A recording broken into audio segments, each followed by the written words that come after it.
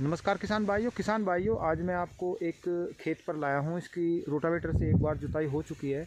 और किसान भाई जो बसंतकालीन गन्ने की बुआई करेंगे, उनका जो खेत होता है उसकी जब तैयारी है, जुताई करेंगे, तो उसमें आप थोड़ा सा मैं जो बता रहा हूँ उस चीज़ का आप तैयारी करते समय ध्यान जो रख लेंगे वो अभी आपको ध्यान रखना है, वरना बाद में फिर कुछ फ़ायदा उसका नहीं होगा। तो यदि आप उसमें कुछ बातों का आप फिलहाल ध्यान रखते हैं तो जो आपका गन्ना पीलापन आता है, उस पर बढ़वार नहीं होती, उस पर मोटापन नहीं आता गन्ने पर, उन सभी समस्याओं का समाधान हो जाएगा। क्योंकि वही एक कमी ऐसी होती है कि हम खेत की तैयारी सही से नहीं कर पाते।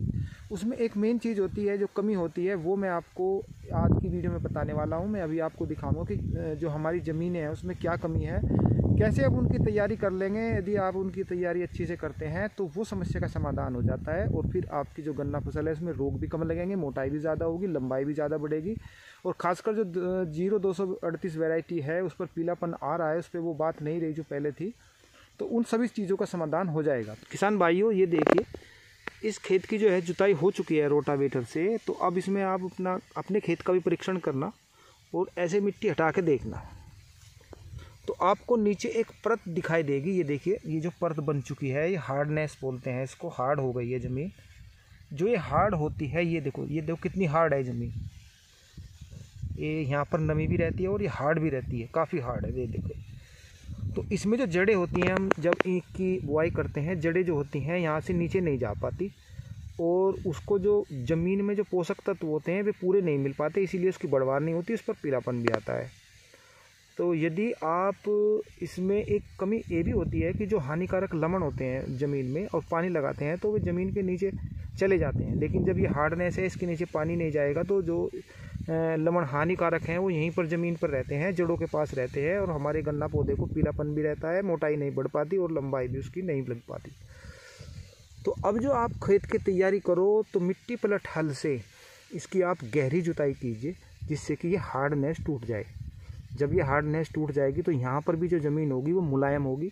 जब आप अपने गन्ना की बुआई करोगे तो इसमें जड़ें अंदर तक जाएंगी, और अंदर तक जाने के बाद में जो भी इसमें पोषक तत्व होंगे वो भी आपके गन्ना पौधे को आराम से मिलेंगे। तो नीचे भी जाएगी जड़ें और जो ऊपर है उसकी भी लेगी।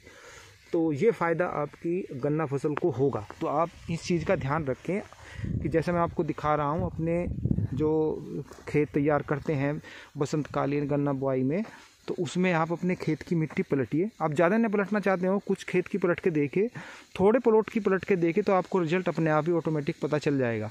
क्योंकि मिट्टी पलटने से जो नीचे की ज़मीन होती है, नई तोड़ की ज़मीन जिसको कहते हैं, वो ऊपर आ जाती है, और जो ऊपर की है वो नीचे चली जाती है। तो हार्डनेस भी टूट जाती है, ज़मीन पलट भी जाती है, और जो नीचे पोषक तत्व बचे रहते हैं वे ऊपर आते हैं, और हमारी जो फसल है उसमें आपको ऐसा रिजल्ट मिलेगा जो आपने कभी पहले देखा ही नहीं होगा।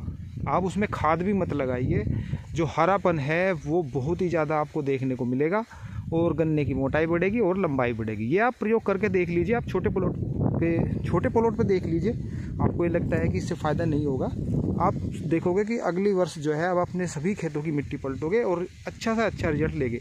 तो अब जो बसंतकालीन गन्ने की बुआई करनी है तो आप इन चीज़ों का ध्यान रखिए। खेत की तैयारी है वो इस तरीके से करिए जो मैंने आपको बताई है, कि आपको उसको मिट्टी पलट दीजिए और मिट्टी को अच्छी तरीके से सूखने दीजिए। फिर उसमें आपको लेवलर लगवाना पड़ेगा, लेवलर लगवा के प्लान कीजिए। उसके बाद से आप उसमें टीलर निकाल दीजिए, तो आप फिर उसके बाद भी उसमें आप अपनी गन्ना की बुआई कर सकते हैं और बेस्ट रिजल्ट ले सकते हैं। फिर मिलते हैं, तब तक के लिए सभी किसान भाइयों को नमस्कार।